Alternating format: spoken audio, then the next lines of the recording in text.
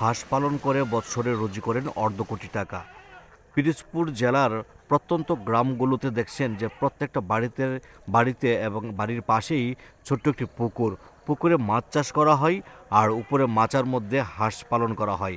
তারপর পুকুরের চারিপাশে আপনারা দেখছেন যে কলা গাছ থেকে শুরু করে অন্যান্য যে গাছগুলো রোপণ করা আছে। এই হাঁস যেই পালন করা হয় মাছের খাবার হিসেবে এই হাঁসের বিষ্ঠাগুলো কিন্তু কাজে লাগে। এইভাবেই কিন্তু পিরোজপুর জেলার প্রত্যেকটা গ্রামের মধ্যেই কিন্তু এমন হাঁসের খামার কিংবা কক মুরগির খামার গড়ে উঠেছে, যা থেকে রুজি করেন বৎসরে অর্ধ কোটি টাকা। আপনারা দেখছেন যে অনেকগুলো হাঁস ডাঙ্গায় বসে আছে, নিচেই কিন্তু পুকুর। এই হাঁসের বিষটা দিয়েই কিন্তু পুকুরের মাছের খাবার হয়ে যায়, যা নাকি এক্সট্রাভাবে মাছের খাবার কিনতে হয় না।